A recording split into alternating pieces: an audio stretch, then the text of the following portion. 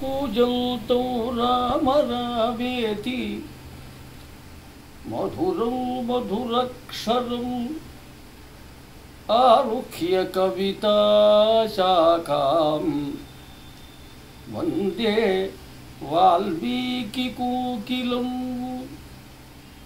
వాల్మీకిర్మునిశుంభస్య కవితావనచారిణక శృణ్వన్ రామకథానాదం కోనయాతి పరంగతి.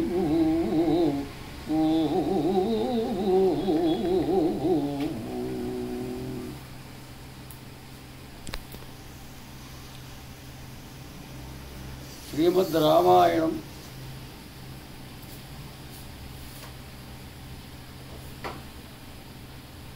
అందరూ కూడా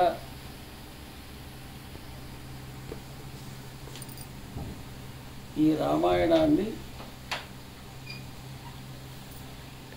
విని తీరాలి. ఎందుకంటే మొదలు రామాయణాన్నే వినాలి అన్నారు.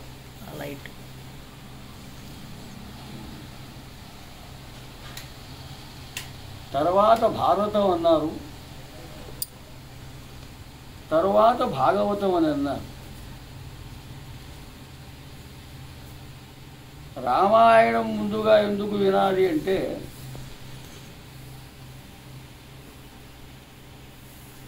యుగా భేదాన్ని బట్టి చూసుకున్నప్పటికీ కూడా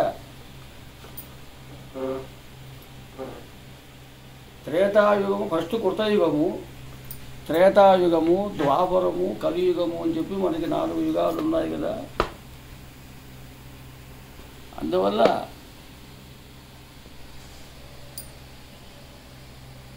త్రేతాయుగంలో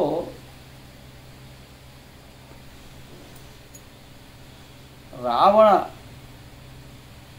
వధార్థి అయి రామచంద్ర ప్రభువు ఆ నారాయణ యొక్క అంశతో జన్మించాడు అని చెప్పి మనకి రామాయణం చెప్తుంది. వేదవేద్యే పరే పుంసి జాతే దశరథాత్మజే వేద ప్రాతిగతసారాతి సాక్షాత్ రామాయణాత్మనా. వేదవేద్యుడైనటువంటి యొక్క పరమ పురుషుడు అంటే వేద వేద్య, వేదము చేతనే తెలియబడేటువంటి వాడు, తెలుసుకోబడేటువంటి వాడు ఎవరైనా అంటే పరమ పురుషుడు అంటే శ్రీమన్నారాయణమూర్తి. శ్రేష్టమైనటువంటి యొక్క పరమ పురుషుడు అన్నారు ఆయన, పరే పుంసి. ఆయన జాతే దశరథాత్మజే, దశరథ మహారాజు కుమారుడుగా జన్మించాడు. ఆయన పరమపురుషుడైన శ్రీమన్నారాయణుడు శ్రీరాముడిగా జన్మిస్తే, దశరథ కుమారుడిగా జన్మిస్తే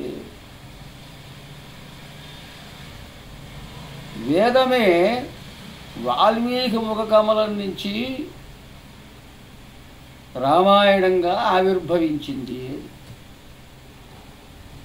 ఆ శ్లోకానికి పూర్తిగా అర్థం. అంటే ఈయన ఎందుకు అవతరించాడు? దుష్ట శిక్షణ కోసం, శిష్ట రక్షణ కోసం అని చెప్పి మనకి అనేక పురాణాలు చెప్తున్నాయి, భగవద్గీత చెప్పింది, ఇంకా అనేక రకాల శ్లోకాలలో, ఋషివాక్యాలలో, ఎన్నో విషయాలలో భగవంతుడు ఎప్పుడైతే అధర్మము పెచ్చు పెరిగిపోతుందో, ధర్మము అణిగిపోతూ ఉంటుందో, ధర్మాన్ని ఎవరైతే పాడు చేస్తుంటారో, అధర్మాన్నే ఎక్కువగా ఆచరణ చేస్తూ ఉంటారో అలాంటి వాళ్ళందరూ రాక్షసులు. అలాంటి యొక్క రాక్షసుల్లో ప్రముఖుడు రావణాసురుడు. చాలా పెద్దవాడు రాముడికి. అలాంటి రావణాసురుడు గొప్ప తపస్సు చేసి అనేక వరాలు పొంది చాలా గొప్పవాడే రావణాసురుడు. అయినప్పటికీ కూడా ఎంత గొప్పవాడైనా కొన్ని దుర్మార్గమైనటువంటి యొక్క పనులు చేసి లోకకంటకుడైనాడు. ప్రతివాడు కూడా ఈ రావణాసుడు ఎప్పుడు పోతే బాగుంటుందా అని చెప్పి అనుకునేటువంటి యొక్క పరిస్థితి దేవతల దగ్గర నుంచి కూడా. అలాంటి పరిస్థితుల్లో మరి ఎవరూ ఏం చేయలేని పరిస్థితుల్లో ఉన్నప్పుడు నిస్సహాయులై ఉన్నారు దేవదానవ గంధర్వ కిన్నర గంపురులంతా కూడా. మరి మానవుడు చెప్పేది ఏమిటి? అందువల్ల వీడు సంహారం చేయాలంటే భగవంతుడే దిగి రావాలని, అందుకని భగవంతుడు దిగి వచ్చాడు. అందుకని ఇదొక విధానం. ఒకవైపు ఏది ధర్మరక్షణ కోసం, అదొకటే కాదు ఇక్కడ ప్రయోజనం. అంతకంటే పరమ ప్రయోజనం ఏమిటంటే ధర్మాచరణ. లోకంలో ధర్మం అంటే ఏమిటి, అది దాన్ని ఎలాగా ఆచరణ చెయ్యాలి. మాటలు చెప్పటం వేరు, ఆచరణ చేసి చూపించడం వేరు. కాబట్టి ఈయన ధర్మరక్షకుడు అంటే ధర్మాన్ని తను ఆచరణ చేసి ఎలా రక్షించాలో, రక్షించడం అంటే ఆచరణ చేయటం అని అర్థం. రక్షించడం అంటే ఏ రక్షించడం, ఏదో మామూలుగా ఎవరే వాడిని రక్షించడం అది వేరు, అర్థం వేరు. ఇక్కడ రక్షణ అనే శబ్దానికి ఏంటంటే ఆచరణ చేయటం అనే చెప్పుకోవాలి. తను ఆచరణ చేసి చూసినప్పుడు సత్పురుషులంతా కూడా ఆయన ఎలా చేస్తే అలాగా చేస్తారు. అందువల్ల ఈయన ఒక సత్పురుషుడిగా పుట్టాడు కాబట్టి అనేక గుణములు కలిగినటువంటి వాడు. ఈయనకు ఉన్నటువంటి యొక్క అద్భుతమైన మంచి గుణాలు ఎవ్వరికీ లేవు. అందులో వాల్మీకి మొదలే బోలంత ప్రశ్నలు వేశాడు నారదుల వారు. అప్పుడు చెప్పాడు, ఎవరయ్యా ఇప్పుడు ప్రస్తుతం మహారాజు ఎవరు ఇంత గొప్ప గుణాలు ఉన్నవారు అని అంటే, నువ్వు అడిగినటువంటి యొక్క ప్రశ్నలకి సమాధానం చెప్పడం కష్టమయ్యా, ఇన్ని గుణాలు ఒకరిలోనే ఎవరి దగ్గర ఉండవు, అయితే ఒక ఆయన మాత్రం ఉన్నాడు అన్నాడు నారదుల వారు. ఇక్ష్వాకు వంశప్రభో రామో నామ జనైశ్రుత. ఇక్ష్వాకు వంశంలో పుట్టినటువంటి వాడు రాముడు అనేటువంటి యొక్క పేరు కలవాడు ఉన్నాడు అనేటువంటి ప్రజలంతా అనుకుంటుంటే నేను విన్నాను అన్నాడు. అంటే ఏంటి, ఒక రాజు యొక్క గొప్పతనాన్ని ఎప్పుడు తెలుసుకుంటారు, ఎలా తెలుస్తుంది అంటే ప్రజల దగ్గర నుంచే రావాలి. ఈయన గొప్పవాడు, ఈయన మహారాజు, ఈయన చాలా గొప్పవాడండి, చాలా మంచివాడండి, మమ్మల్ని అందరినీ బాగా చూస్తున్నాడండి అని ఎవరు చెప్పాలి? ఎవరికి వారు చెప్పుకోవడంగా, ఆయన భార్య చెప్పటమో, పిల్లలు చెప్పటమో, లేకపోతే వాళ్ళ నాన్న చెప్పటమో కాదు. దేశంలో ఉండబడేటువంటి యొక్క ఆబాలాది వృద్ధ పర్యంతం ప్రజలంతా కూడా ఫలానా మహారాజు చాలా గొప్పవాడు, మాకు ఈయనే రాజుగా ఉండాలి అని చెప్పి అందరూ ఏకగ్రీవంగా ఎవరైతే చెబుతారో సంతోషంగా, అది ఆ రాజు యొక్క గొప్పతనం. మన గొప్పతనం మనం చెప్పుకుంటే ఎట్లాగా, మనం గొప్పవాళ్ళమా కాదా అనేటువంటిది ప్రజలు చెప్పాలి ఎప్పుడైనా సరే. కాబట్టి అలాగే రాజుగారి యొక్క గొప్పతనం ప్రజలు చెప్పాలి. దుర్మార్గుడు అయితే అది కూడా ప్రజలే చెప్తారు. కాబట్టి నారదుల వారు వాల్మీకితో అన్నాడు, నేను విన్నానయ్యా, రాముడు అనే ఆయన ఉన్నాడు, ఇక్ష్వాకువంశంలో పుట్టిన ఆయన, ఆయనకు నువ్వు చెప్పిన గుణాలన్నీ ఆయనలో ఉన్నాయండి. బోలన్నీ ప్రశ్నలు వేశాడు. ఓహో అట్లాగా అని చెప్పేసి అప్పుడు సరే అదంతా విన్న తర్వాత వాల్మీకి మహర్షి చాలా సంతోషించి మరి ఆ బ్రహ్మగారి యొక్క అనుగ్రహంతో రామాయణాన్ని మొత్తం 24,000 శ్లోకాలుగా రాశారు. ఆయన జరిగిపోయిన రామాయణం అది, జరిగిన తర్వాతనే రాశారు. భవిష్యత్తును ఆలోచించి రాయాల. జరిగినటువంటి యొక్క రామచరిత్రనే వాల్మీకి మహర్షి బ్రహ్మానుగ్రహంతో దివ్యదృష్టితో చూసి ఆయన రామాయణాన్ని రచన చేశారు. ఇది వాస్తవమైనటువంటి యొక్క విషయం అన్నమాట. ఇట్లాగా మరి రామచంద్ర ప్రభువు కౌసల్య గర్భవాసాన దశరథుడికి జన్మించాడు అన్నాడు. వేద విద్యే పరే పుంసి చెప్తాం కదా, దాదే దశరథాత్మజే వేద ప్రాచీరసాదాది. సాక్షాత్ శ్రీమన్నారాయణమూర్తియే రామచంద్ర ప్రభువుగా పుడితే ఆయన భూలోకంలో ఇలాగా దశరథుడికి పుట్టాడు కాబట్టి వేదమే సాక్షాత్తు రామాయణ రూపంలో వాల్మీకి ముఖ కమలం ద్వారా ఆవిర్భవించింది అని ఆ శ్లోకానికి అర్థం.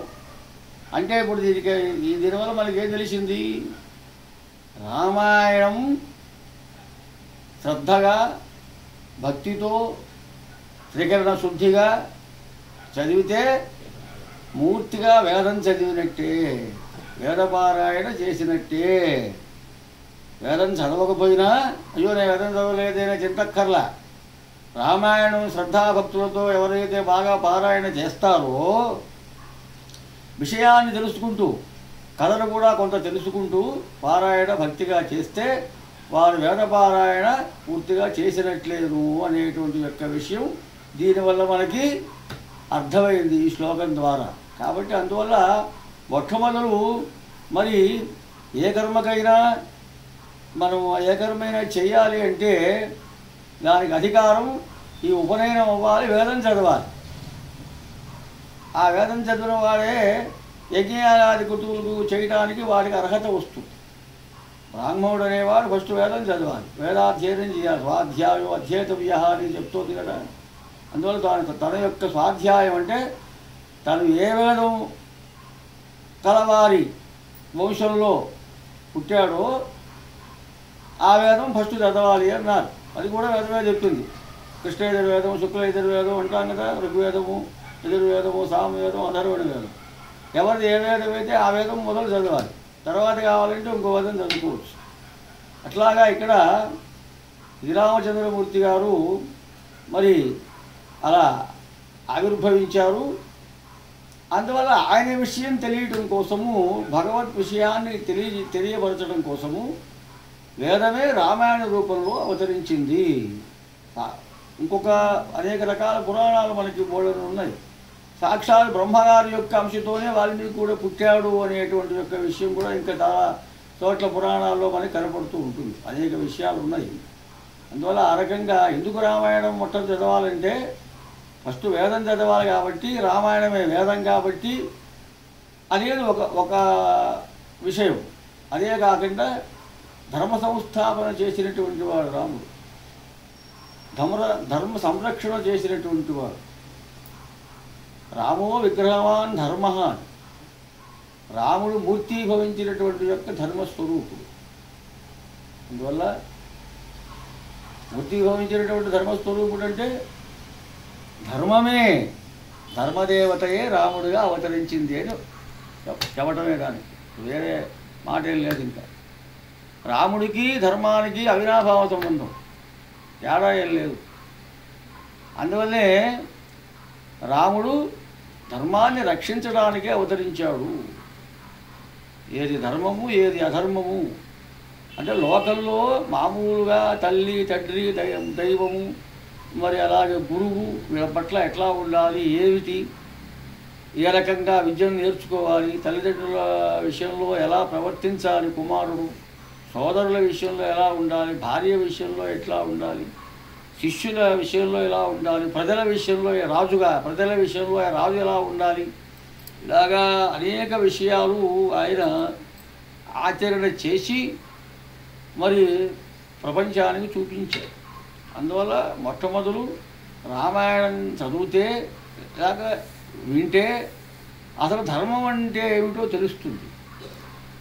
ధర్మం అనేది ఏమిటో అధర్మం అంటే ఏమిటో తెలిసిన తర్వాత మొట్టమొదలు, తర్వాత మళ్ళా అప్పుడు భారతం విషయం అసలు వేరు, ఆ విధానమే వేరు. భారతం కూడా ధర్మగ్రంథం. ఇంకా పాండవులు కౌరవులు అనేది అది వేరే విషయం. కానీ పూర్తిగా భారతంలో ఎన్నో కొన్ని వేల ధర్మాలు చెప్పారు భారతంలో, మహాభారతం అది వేరు. భాగవతం మోక్ష గ్రంథం.